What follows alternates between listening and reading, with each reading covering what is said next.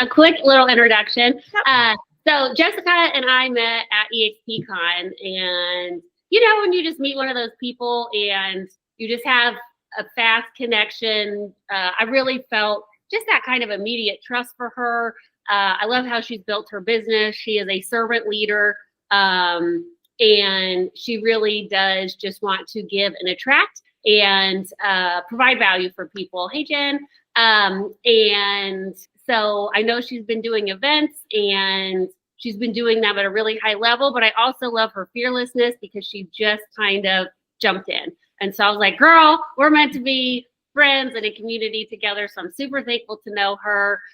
She also loves the Lord, and I'm just excited to learn from her today. So welcome to Financial Freedom with Jesus. We're so excited you're here. Yay. I am excited to be here, and we'll probably bounce all over the place as I talk, and I want to be very interactive. So if you guys have any questions, don't hesitate to stop me and ask. I'm here just to provide as much value as I can. So thank you. And Erin, we met at Cabo. So that was the best. I swear, I just love going to events. And if you don't attend events, I hope this will be an encouragement to attend events, because it was at an event that I met Erin and Darren. So you just never know who you're going to meet or what will come from an event by attending an event, hosting an event. And I hope that this will give you encouragement to recognize that the events don't have to be scary. I think a lot of times as agents, we hear that word event and we're like, oh my gosh, we have to have all these pieces to do an event, but I'm going to make it super simple and just kind of share my heart and how I got my business going. So super excited about that. So who am I? I'm a wife, a mom, real estate agent, teacher, friend, encourager. These are my kiddos. I started in real estate when my youngest started kindergarten. So that sweet little girl is now 18. So I have been in real estate 13 years. And those are my two boys. They are 24 and 22. And my sweet husband, we have just celebrated 25 years of marriage. And I might touch a little bit on not letting this business take over you in your life, because it's so easy for us to be consumed with working when we can justify it as working and trying to earn an income. But the reality is we don't want it to affect our relationships. So a little bit about me and my journey in real estate. I started in 2013. I have done everything from, I was started out as an assistant to an agent when my husband said, you need to get into real estate. And I was like, what does that mean? And he said, he's like, just try it. I think you'd be good. And I thought, well, I want to get paid to try it. So I started out as an assistant to an agent. He had a new homes division. We were in a subdivision. And I was his assistant. And then from there, we became business partners. And then we started a real estate team. We had the #1 team at the Keller Williams in our town.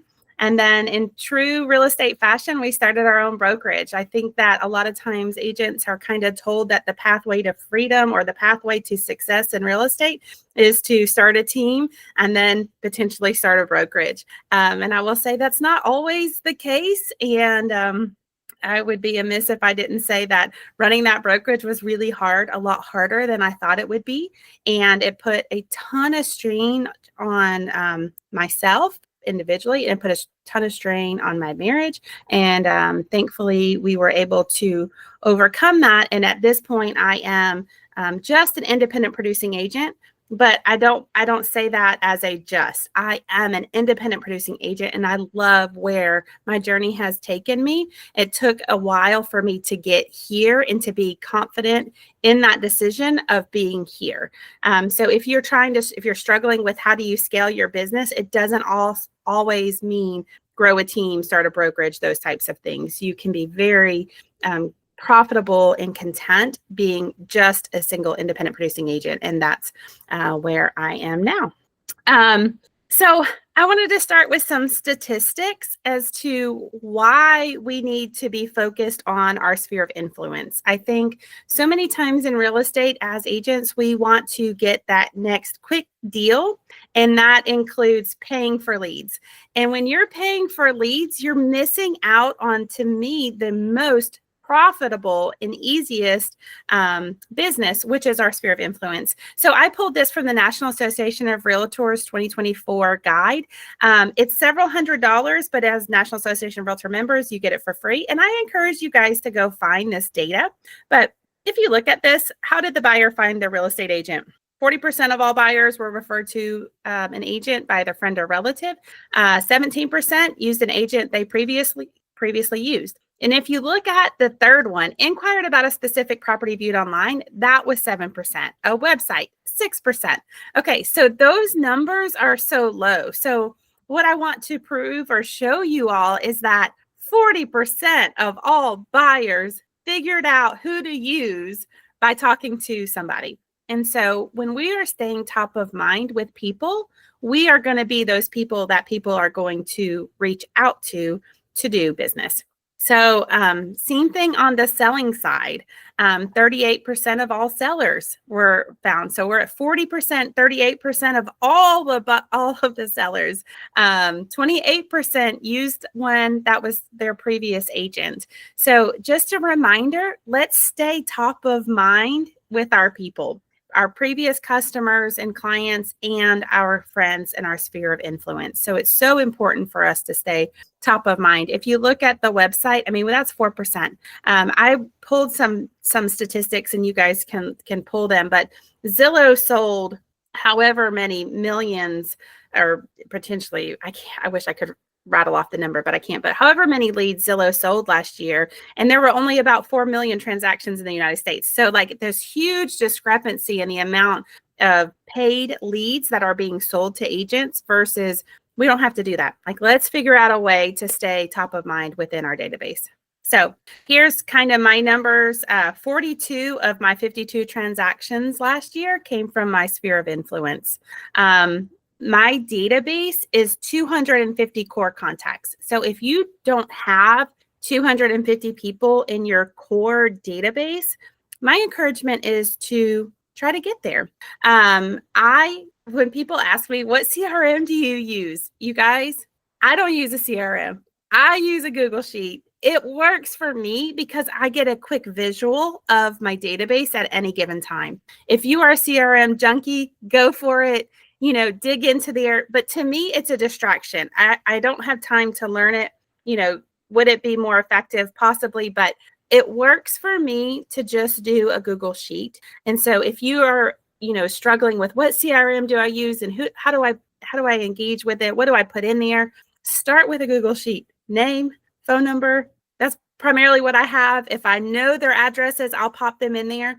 I utilize a lot of direct mail to my sphere of influence. And so I can just export that as a CSV file and import it into a product like a Vistaprint or a Postcard Mania, where they can send the invites for me because it's all there. So name, address, phone number, and have a goal of get to 250. If you don't have that many, nurture and love on the ones that you have.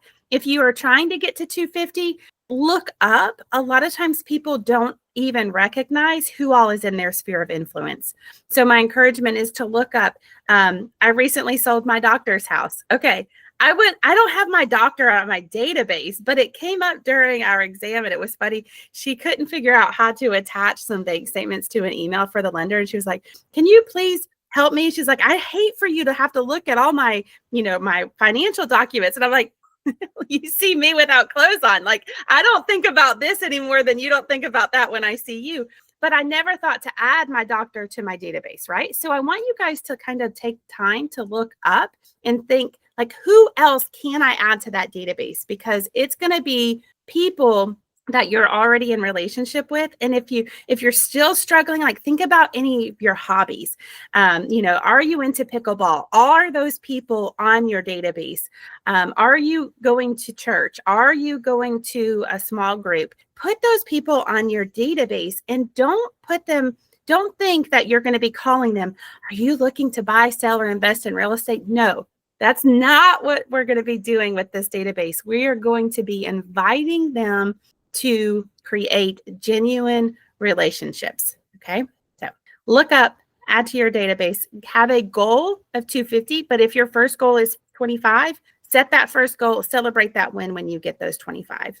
So the invitation is everything. It's not the event. The purpose of the event is the invitation. I am not going to be calling people and asking them about real estate. That's just me and my personality. I have no problems texting somebody and saying, hey, I would love to treat you to coffee on Thursday. Are you available? I've set the clear expectation that I'm going to be paying for the coffee and it's a genuine connection. I can touch 10, 15, 20 people in my database before somebody says yes. But by having that touch, I'm now back up to the top. So I time block 2 coffees and a lunch every week. That's my goal, is to be in front of somebody 3 times a week. That's my lead gen time. That's what I kind of call it to myself. I'm not necessarily lead genning in that place where I'm like knocking on doors or cold calling or hardcore selling or asking if people are going to be doing real estate. I'm just there to love on them and to get to know them more and to see how I can provide value to them. And that totally changes the dynamic. But inevitably, when I send that text message, if I want to treat them to lunch or treat them to coffee, or another event that I sponsor is a community event, I will get texts back. Like, I'm going to give you a clear example that just happened at my last event. I texted a friend of mine, hey, am I going to see you at the concert this week? And she responded, no, we can't make it. But Matthew, my son, just got engaged and him and his fiance don't want to rent. Could you help them buy a house? I just closed Matthew and Lexi's house. That was the power of the invite. It didn't matter if they came, they didn't come to the event. But I was intentional in sending them a handwritten invitation or an invite via mail. I send them either handwrite or I do the mass mailings. I sent them the thing. I followed up and said, hey, are you going to be there? And that's when the lead came in. When I'm doing these events or these invitations, don't second guess who you're going to be sending that invite to. I had a scenario where this buyer came in on Google, and I'm going to touch on Google at the end of this just because it is an extension of my business. If it's not my sphere, it's my Google. Those are the 2 chunks where my business comes from primarily. So we'll touch on that just a little bit. But this lead came in off of Google. They called me on a Saturday. By Monday, they were under contract. They already knew which house they wanted. I mean, it was a super quick transaction. And so here I am getting ready to do a Christmas event. And I was like, they're never even going to remember me. Like, I've done a miserable job. I don't know if you guys were in real estate during COVID. I did a miserable job at nurturing my database during that season because the work volume was so high. So when I go back to trying to do events, and I'm like, they're never going to remember me. And I was like, well, what's the worst that could happen? He throws it away and he doesn't even remember me. I never thought what's the best that could happen. So I dropped that in the mail. Do you know, as soon as he got the invite, he texted me. He said, hey, I just got your invite. My mom just passed away. We're almost through probate. Could you help us sell her house? So not only did I sell mom's house, I referred sister to an agent. She was out of state, referred sister to an agent, and now he's getting ready to sell his house to relocate closer to sister. So there's 3 transactions that happened. And here I was thinking, what's the worst that'll happen? He'll throw it away. I never considered what's the best that could happen. So always go into this with a positive attitude. Don't be like me because you just don't know.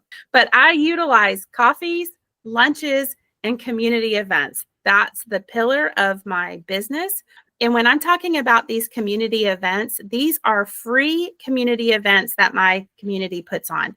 So if your community offers any type of free event, piggyback on that event in some way. So I'll give you an example. We do a free concert series on the first Friday of every month, May through September. So the first Friday of the month, There's going to be a free concert in my downtown district. They're going to have food trucks set up. They'll have some activities for the kids. It's that type of a fair environment. It's completely free to the general public. So why not have an invitation to the event? Hey, I'm going to have my chair set up near such and such store. I'll have a green balloon on my chair. If you're going to come, put your chair near mine. You have a zero cost if you go that inexpensive. Zero cost. You are putting up a balloon and you're saying, put a chair near me. If you want to step it up, what I started to do is I made an arrangement with our local ice cream vendor where I can give my friends a coupon and they can trade it in for free ice cream. And at the end of the night, I go pay for their ice cream. So my invitation went up a notch. Hey, stop by and see me. I've got a coupon for a free ice cream. Then they come see me. They get the free ice cream coupon. They turn it in. At the end of the night, I pay for that. My ice cream vendor is for special needs adults, which I think is awesome. So I'm also helping a local nonprofit in our community while I'm doing that ice cream piece. And the most I've ever spent on ice cream, like I tried so hard to give out ice cream tickets. It's $4 a piece for ice cream. So like you have to give out a lot of ice cream for that to go up. But I gave it to all the sanitation workers, all of the police force, everybody that was there working the event, I was giving free ice cream to, and it was still less than $200. So I didn't even have to really spend that much money. And I made such an impact on those in the community. So not just my database, but also the ones that were in the community. Hey, I'm Jessica Wade. I'm a local real estate agent. I'd love for you to go get a free ice cream on me. Super simple, super low key. Now my local city, I've been closing their personal transactions, and the city is also referring me business when somebody's coming into town. They're like, oh yeah, Jessica Wade, the real estate agent, let's refer business to her.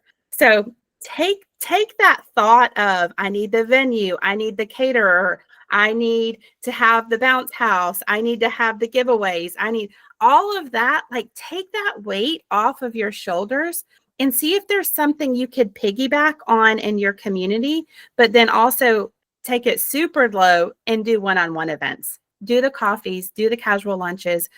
If you're doing open houses, use an open house as an event. Why not invite your entire database to the open house? That gives you publicity for that open house. You now become top of mind again. Oh yeah, she's in real estate. But make it bigger than what it is. Don't just post it on social media. Engage with your database because that's what they're looking for. They're looking for engagement. A lot of times people ask me, should we invite people if they're out of state? Like, so for my community events, everybody on my database gets the invite. They might be coming to town, they might not. But it was funny at the last event, I had a lady come up to me. She had 2 little kids and she said, hey, Rochelle reached out to me and said you had coupons for free ice cream. Rochelle is one of my friends in California. Rochelle's not coming, but guess who knew she knew people in my town, and she had her friend bring her grandkids to get free ice cream. So don't overcomplicate this.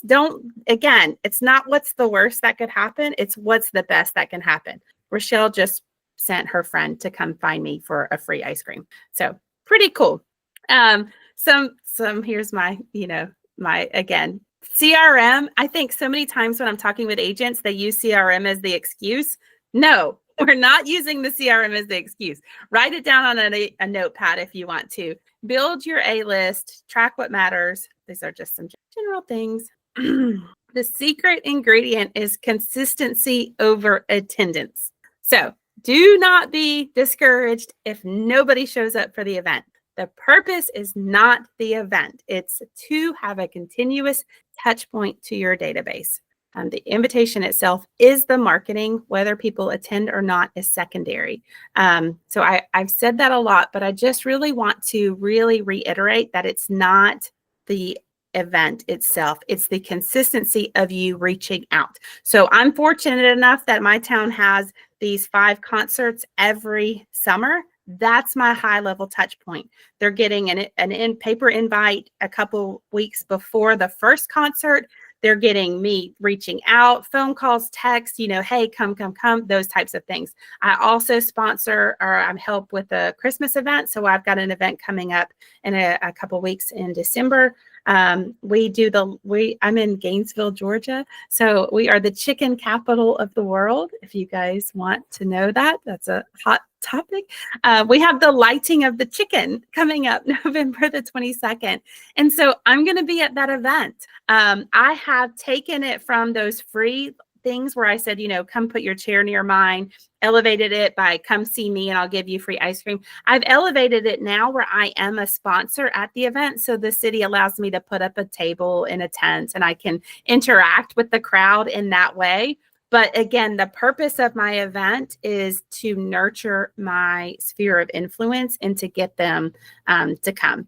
So there's my quick and overview of how I've managed to build my business doing events. Do you guys have questions? Do you want to brainstorm some ideas? I have lots of thoughts and things that I'm happy to help you with. Any thoughts, questions? Anybody have anything? And if not, then we can pop over to Google for a few minutes. But I want to kind of. I have one. I was kind of chatting with you before we popped on here. As far as using events for agents, right? Or if you want to grow your organization wherever you're at.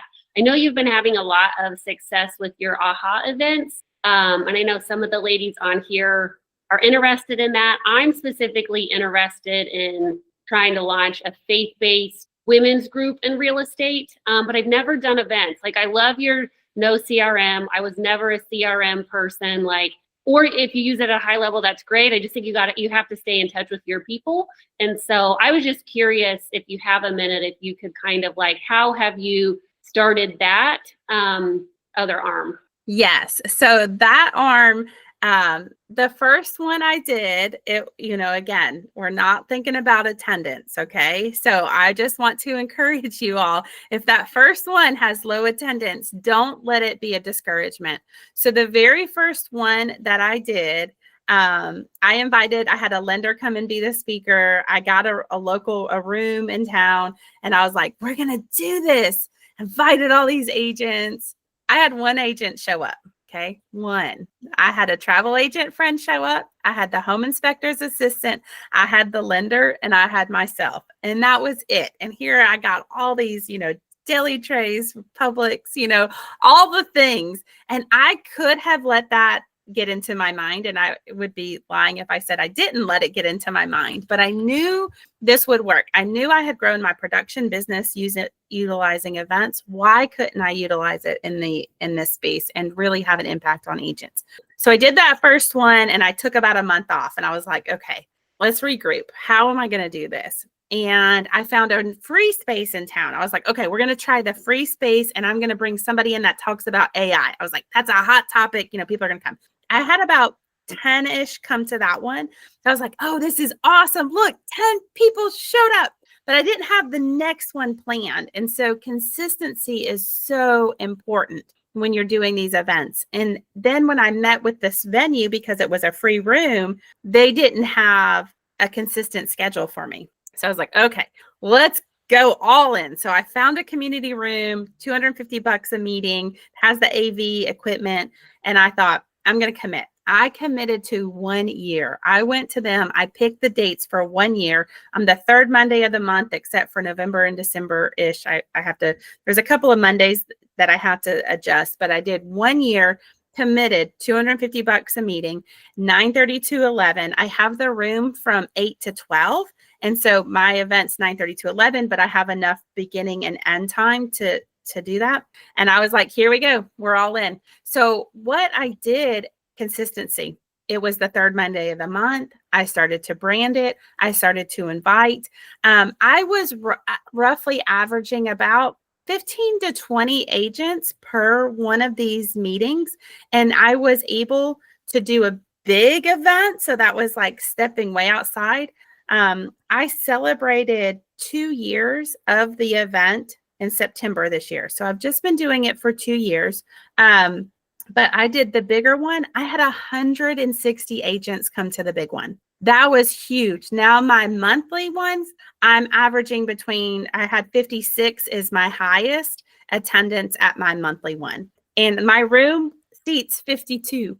So I had to have people stand at the one that we hit 56, but I've kind of am hovering right between the 40 to 50 agent mark since March in my monthly events.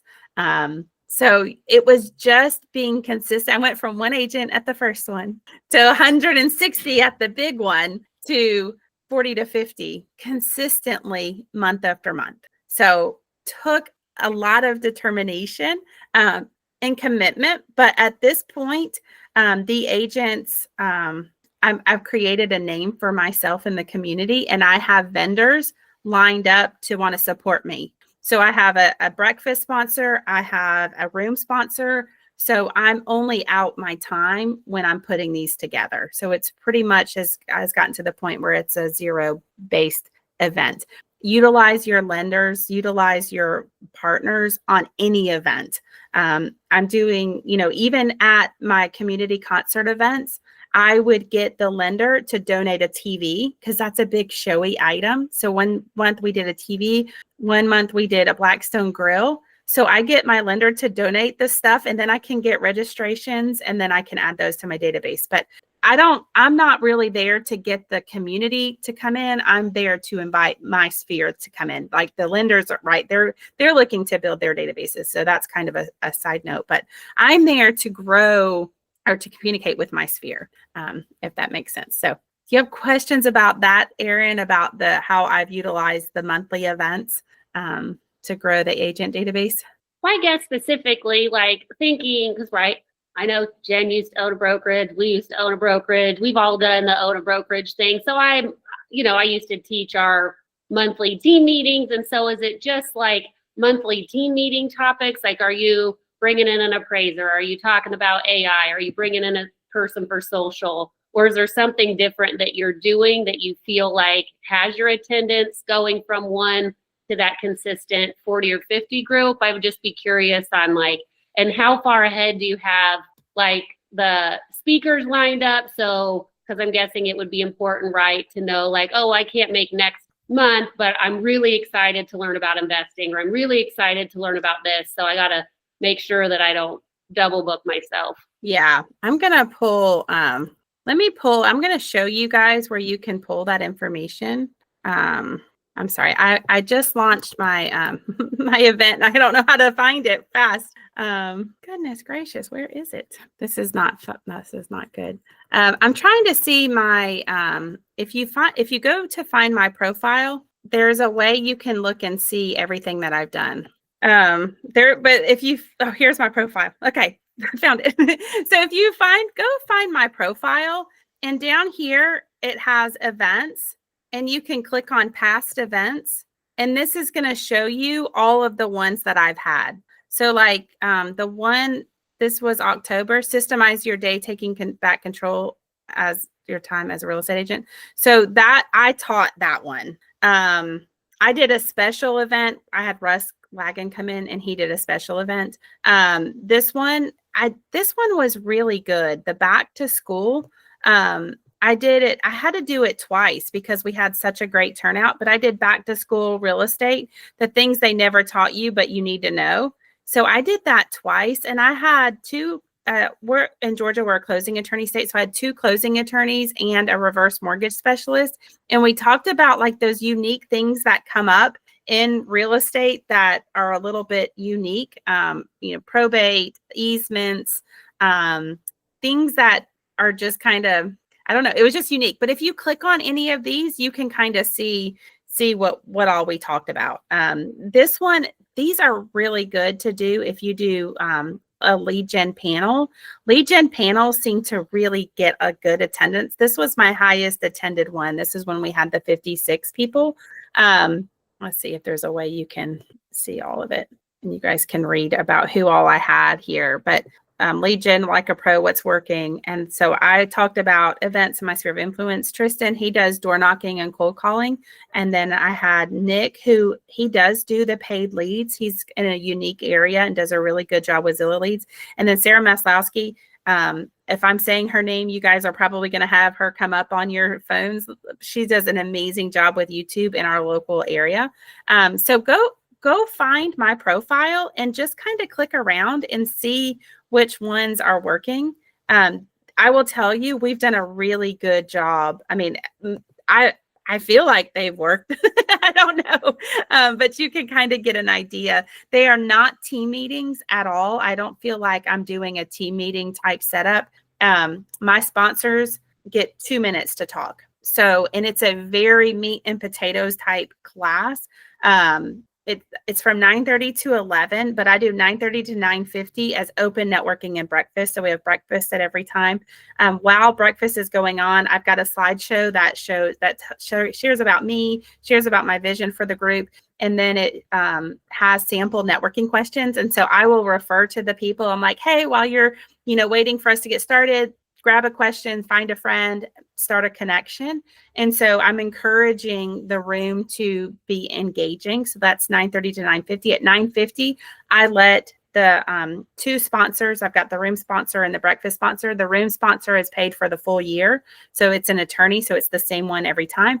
I let her have 2 minutes, and then I let the breakfast sponsor have 2 minutes. So my goal is to start the meeting right at 10 and I end it at 11. So it's 1 hour of meat and potato content, and that's it. There's no talk of any brokerage in that room, and that's by design. So if anybody comes and talks to me and is like, hey, can you tell me about your brokerage? I set up an appointment afterwards. I don't ever try to communicate any type of that information in that space.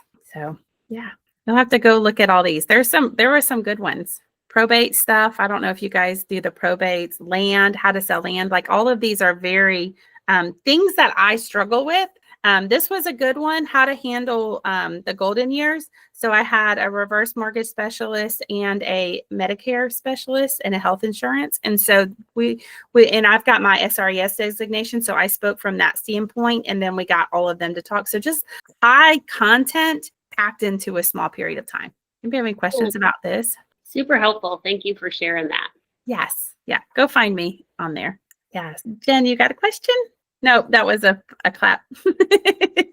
Got it. Got it. Anybody else have anything?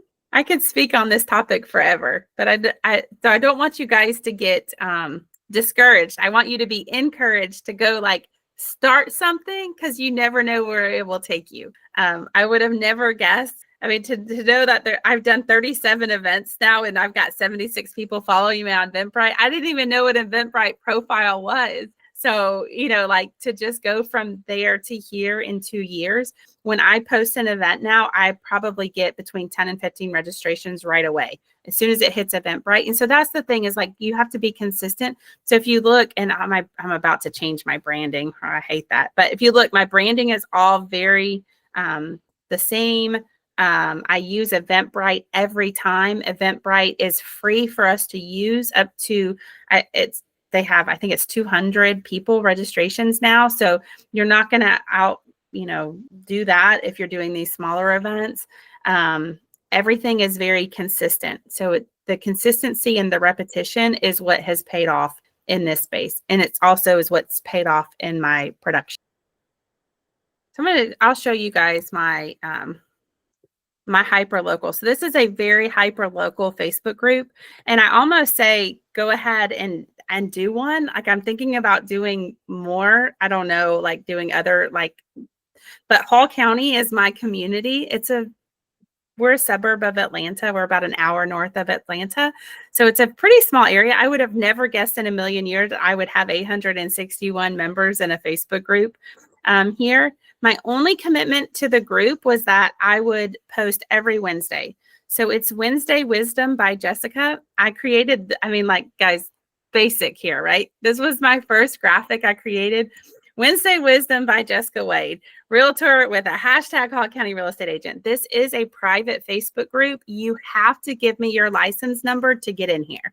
So I have it highly moderated to be real estate agents only. This is one of my first posts, but this one was Wednesday Wisdom. Don't let anyone overmotivate you. That might sound counterintuitive, but hear me out. This is your business, your opportunity. You have full flexibility. Things that I trusted that people said to me. And so these are all things that I've come up with. And you're welcome to join this group and kind of take my words. it is what it is. So this is just something so these are the featured posts at the top, but you can kind of see, I don't allow for there to be marketplace listings, but they can post a listing. So these are, and they can only post the listing one time a week. So if I see that it's being posted too much, I will take it out. So I create the event within the Hall County Real Estate Agent thing, and then, but I direct them back to Eventbrite. So this is where I do most of my communicating. And it was funny. I was shopping with my daughter in our downtown district, and this lady came up to me. She's like, "Are you Jessica Wade, the real estate agent?" I was like, "I am." And she's like, "I'm on your page." It's like, my daughter was dying. She's like, "Really, Mom?" And I'm like, "Madison, you don't know how cool that is. Like, people recognize me." So, yeah, so this is where I've built my database from, I guess, for lack of a better term. This is where I've got it from. I've used Quoted just a little bit, but this is where I'm getting it from. Yeah, there's me. So you guys have any other questions about this piece of my business, events in general? I have one more question. Yeah. And then I'll try to stop. So there's, for those of us who are wanting to build Her Purpose with it, which is this faith-based female group, we're not in the same location. So we're all in South Carolina, but 1 to 2 hours apart. So would you recommend that we did something individual like this and then come together like once a quarter in alternating spaces for just like the faith piece? Or like if you had, because we're all interested in financial freedom and growth. And so what would you think as far as that goes? Just curious about your opinion. Yeah, so I have an agent that's kind of modeling what I'm doing, and she's going through, she calls hers the Breakfast Club, and the Breakfast Club moves every week. So hers is weekly, it's every Thursday morning, but it's all over the Northeast Georgia region. So it could be an hour to an hour and a half per location. So I don't know if you would want to do like Her Purpose North, Her Purpose East, Her Purpose South, or like, geographically, and then just kind of alternated, something like that. Do once a quarter. I don't know if it makes sense to do online events, kind of like what we're doing here, where you're forming those relationships and building that bond. And then I like your idea of once a quarter getting together in person and maybe alternating it. I think with any of it, it's the consistency. So figuring out like, you don't want to overwhelm yourself. So don't go too big. I know when I started this group, I was like, I'm only going to post on Wednesdays. And every now and then I get this crazy idea that I'm going to post on Mondays for motivation. And then I'm like, that's too much for me. I don't have time to invest in that. So I don't want to set that expectation and let myself down. So I would say just, set a clear expectation for yourself, and whatever that is, like, stick to it and do it consistently for 6 months and see how you feel, and then reevaluate it, or do it for a quarter. I like to follow that 12-week year where you're reevaluating everything once a quarter and just kind of thinking like, where are you? Where is the attendance kind of thing? Yeah, I don't know. Thank you. Yes. Any other questions about events? Does it sound not as scary now that I've talked about it and more doable? Do you want me to try to dip into Google a little bit, Erin? I think so. We have a little bit of time. So I know that's your other expertise area. So absolutely. Dominique says yes. Let's go. So bear with me. I just have started using Gamma. Have you guys used this yet? I'm so addicted to this new app.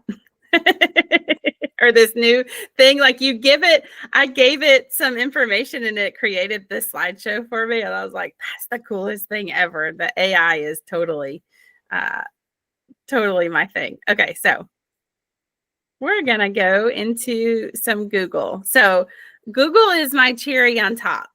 I don't pay anything for my Google leads. It's an incredible thing. it has just really changed my business. Hang on just a second. Let me see if I have my information on here. Okay.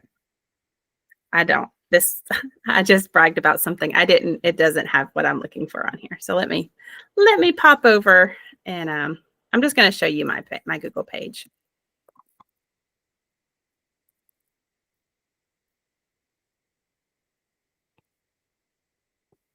And I don't know why my screen is black. I don't know if you guys know why it did that. I think it's like incognito or something, but I don't know why. I haven't been able to figure out why it's doing that. Okay, so this is my Google page. So let me see if I can get in here. And when somebody is giving you a review, encourage them to include a picture. So I was teaching a class. One of the agents who was in the class took a screenshot of me teaching the class and posted it. So anytime you are asking for a review, ask for them to include a picture. This will help you with your Google ratings. And then also always respond to that review. So if anybody has ever, like, I encouraged this lady to give a picture, and she took a picture I had posted on my social media and put it there. This one is clients of mine.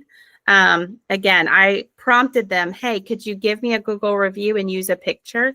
And they used the pictures that I had sent them as a congratulation. So I always buy my buyers these Home Sweet Home mats, and my signature move is to take a picture of them in front of the house. And sometimes I'll even print these. Walgreens has incredible sales if you order pictures on walgreens.com, and I'll print them. And this was them actually closing. And so I had sent them to them, and I was like, hey, if you feel like you'd like to give me a Google review, go ahead and do that. Do you know if there's a way that I don't know if my phone can connect. I mean, you can join a meeting on your phone and then just mute your computer. Okay. I might have to do that. Let me see if I can do that real quick. If not, I might just talk to you guys and give you my highlights of my it's harder to. I wonder why I'm having a hard time doing this. Let's try it again. So I want you guys to see this secret weapon that I've created. Okay, on the Google Maps app. So that's what you're going to be using is Google Maps. So if you don't have a Google page first, get a Google page. But if you have access to the Google Maps app, and if you guys want to look at that right now, you can. But under Google Maps, there is on the far right, it says business, and that's where you're going to be doing all of your work for there on I wish I could get my phone up there, but I just don't know how to do that. So, but it's Google Maps and then business. And then you're going to click more and you're going to click add update. So right here, I have just updated my Google page twice in the last little bit of time, just 2 hours ago. So I'm trying to sell this listing. So I went onto the Google Maps app and I added an update. So when you're looking at that Google Maps app, you add an update. And then I put the same thing that I'm posting on Facebook and Instagram on my Google page as an update. So this shows Google that I'm active. So I try to post 3 to 5 times every week on my Google business page. I do mine all on my phone. But one of the things that I want you guys to see is that my branding, I always do white letters with blue background as the highlight, and I always do a watermark. So Jessica Wade Realtor is on all of my posts. That keeps my branding consistent across all the platforms, and it keeps me top of mind. So you guys can see, like, I did this one 2 hours ago. I did this one 16 hours ago. So I had 2 closings yesterday. There is my update. You know, it's a very simple touch point, but I do these touch points just as I'm doing them on Instagram and Facebook. I'm doing them here. I do have homes.com, who they will sometimes put a couple things on here. You guys will know that's Mr. Garrett. But like my favorite things, this was my last AHA. So last Monday I did or 2 Mondays ago, I did my AHA. This was the room. So I have the AV, the screen, we do tables and chairs. And then on the side, it's got where I put the breakfast. I had a closing, and then I recorded a podcast with him. So I just kind of keep myself engaged in this space. So when somebody's looking at my Google page, they're going to see that. I also, on most of the times when people are looking at you on Google, they're on their phone. So it looks a little bit different here versus on your phone. But it does have my reviews. When you're setting up your Google profile, make sure that you've got your other profiles. So Google lets you put your Facebook, your Instagram, and your LinkedIn on here. Do that because people, they're going to find you, and then they're going to want to go get more information about you. And a lot of times they're going to go to the social media platform that they can. It's this one right here on the top right. This is Watermark Add Signature. So it's just a logo on a picture, or it's a picture on a picture. But that's the one I use, Watermark Maker Add Signature.